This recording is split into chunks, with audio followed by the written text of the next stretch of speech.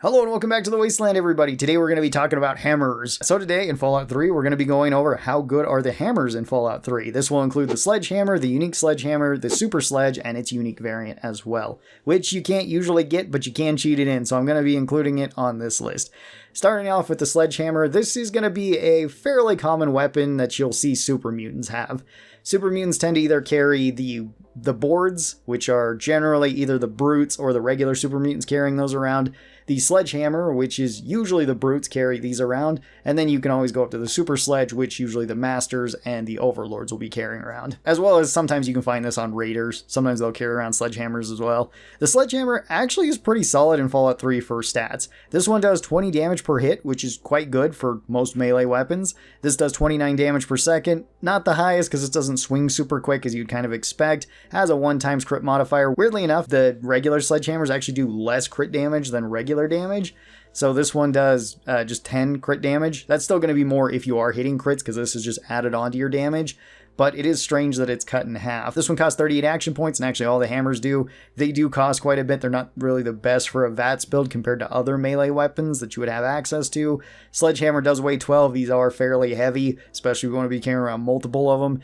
But they do have very high item HP as you would kind of expect a sledgehammer to have. So this one has 500 hits in it before it breaks. It's not the highest amount of health that we've seen. I mean, we just talked about the Chinese sword not too long ago, and that one had double this. But sledgehammers are probably about as common as Chinese officer swords or somewhere around there. For the general pros of the sledgehammer and all these hammers, they do good damage per hit, and they have good item HP. They don't break super quick, and they're not super difficult to find. Even the super sledges aren't difficult to find in Fallout 3, because later on, the super mutant masters and the super mutant overlords have them all the time.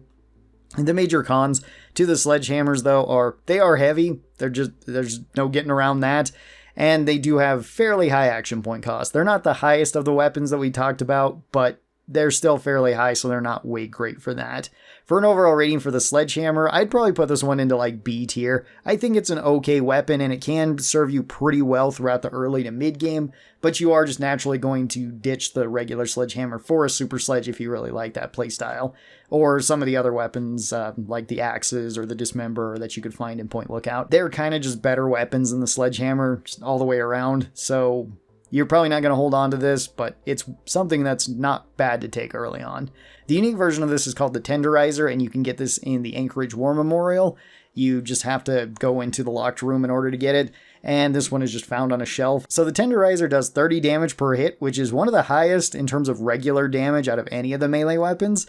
This one has 43 damage per second. It also does okay. It still swings the same speed as the regular sledgehammer. This one has a 1x crit modifier with 15 crit damage, so still going with the theme of cutting its crit damage in half over its regular damage. This one costs 30 action points to be using in VATS. This one weighs 12, and this one has 500 hits in it as well. This one is just a bonus to the sledgehammer. If you like the sledgehammer, you can easily rush this because the Anchorage War Memorial is going to be on your path to go to quite a few quests throughout the main story. So if you just want to run there and grab it, you absolutely can.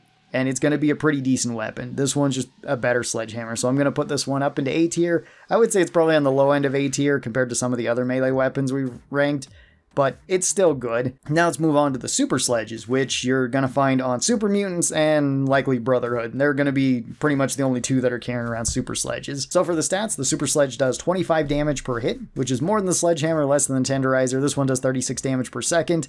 Still swings about the same speed. I think the super sledge is slightly faster, but not by that much. This one has a 1x crit modifier with 25 crit damage, so this one actually has better crits than the other sledgehammers. Still costs 30 action points. This one weighs even more at 20 weight, and this one has more item health at 600 hits before it breaks. The super sledge is a pretty solid melee weapon. It really has been in really all the Fallout games.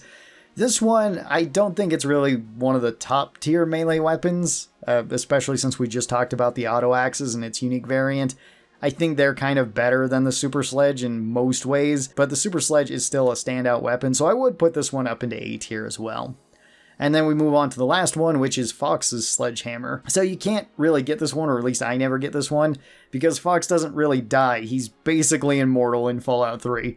He can 1v1 almost anything in the game, and he makes for a super fun companion. He's one of my favorites from the Fallout series.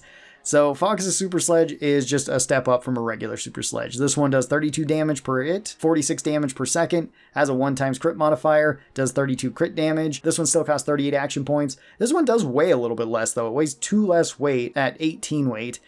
And this one does have a little bit more item health, giving it 625 hits before it breaks. This one is just a slight upgrade over the regular Super Sledge. I don't think I can put it up into S tier because I don't think it's quite as good as some of the other melee weapons that we've talked about and have put up into S tier. I still think something like Jigwee's Shock Sword is going to be better than this. The Shish Kebab, the Katana, the Auto Axes, I think are all better than this one. But if you just want a big two-handed hammer to hit stuff with, this is probably the best option. So this one's going to go up into A tier, but it's going to go on the very high end A tier. I think it is one of the best melee weapons, just maybe not the best melee weapon compared to all of them. So that'll do it for all of the hammers. They're pretty solid options throughout most of the game, especially if you want to rush the Tenderizer early on. You're probably not rushing Super Sledges because it's more tied to level. If you can rush levels, then I guess you could go farm Masters or wait for Overlords to show up and take it off of them. That's an option, but even then you're still probably going to be fairly high leveled.